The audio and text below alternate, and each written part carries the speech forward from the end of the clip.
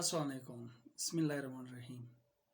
असहाब सुफ़ा के बारे में हम बचपन से पढ़ते आए हैं और इसके हवाले से काफ़ी इन्फॉर्मेशन है।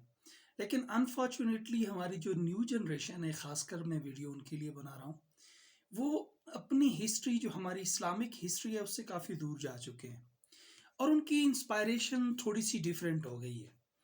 अक्सर आप अपने बच्चों के साथ बैठ के बात करें तो आप हैरान होंगे कि उन्हें अपने असलाफ का पता ही नहीं है, अपनी विरासत का पता ही नहीं है, अपने साइंटिस्ट का पता ही नहीं है और उन्हें ये लगता है कि ठीक है हम मुसलमान हैं, इसमें कोई शक नहीं है, अल्लाह ताला का एहसान है कि हम मुसलमान हैं, लेकिन हम बेस्ट नहीं कर रहे।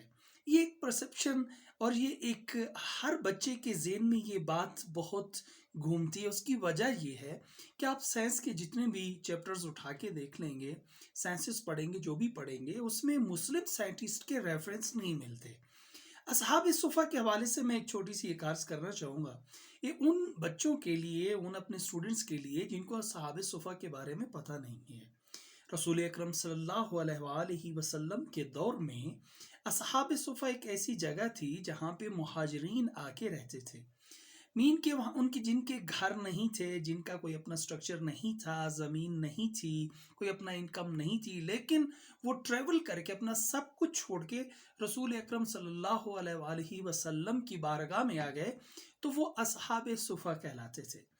मुख्तलिफ जंगों में जो कैदी पकड़े जाते थे, वो भी वहाँ पे आते थे। असहाब सुफ़ा में वो भी रहते थे। अब याद रखें वो जो कैदी पकड़े जाते थे जंगों में, तो रसूल अकरम सल्लल्लाहु अलैहि वसल्लम की जो जंगें थीं, वो ऑफ कोर्स यकीनन मुसलमानों के खिलाफ तो नहीं थी, तो वो काफिरों के खिलाफ थी, यानी उन लोगों के खिलाफ थी जो गैर मुस्लिम थे।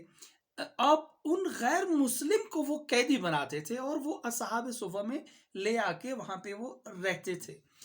अब उस दौर में कानून ये था कि उन कैदियों को अगर वो कुछ पे कर देते हैं, यानी उनके इवज कुछ रकम वसूल करके उनको रिहा कर दिया जाता था।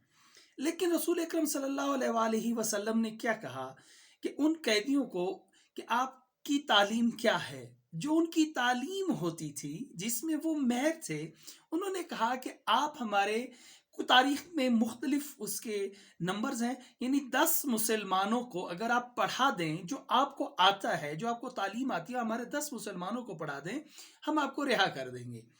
मतलब क्या है, यहाँ पे एक बात बहुत सोचने की है, क्योंकि अल्लाह कुरान में इरशाद फरमाता है कि जो भी सीखना है रसूल अकरम से सीखो, जो आपने अगर ज़िंदगी को कामयाब पाना है उसवाए हसना से सीखो।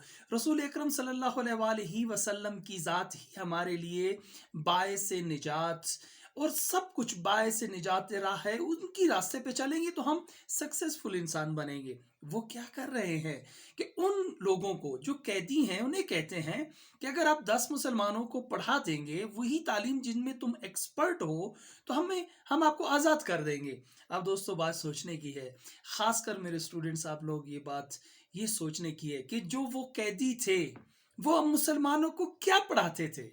ये क्वेश्चन मार्क है। ये बहुत इंपॉर्टेंट क्वेश्चन है जिसको हम बहुत इग्नोर करते हैं। वो क्या पढ़ाते थे? क्या वो इस्लाम पढ़ाते थे? क्या वो कुरान पढ़ाते थे? क्या वो तालीमात इस्लाम, अहकामात इस्लाम पढ़ाते थे? हरगिज़ नहीं। वो तो मुसलमान ही नहीं थे।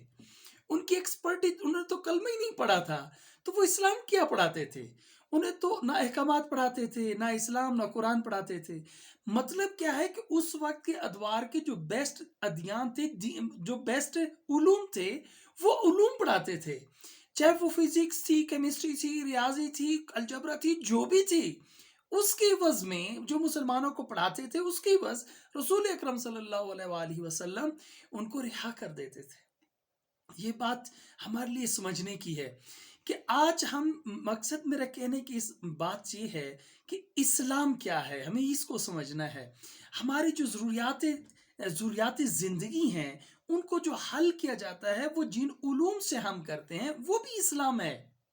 वो भी इस्लामिक तालीमात हैं, क्योंकि ये रसूल अकरम सल्लल्लाहु अलैहि वसल्लम ने ऐसा किया, तो वो हमारे लिए मशअल राह है, वो स्वाए हसना है, तो हमें उन्हें फॉलो करना चाहिए।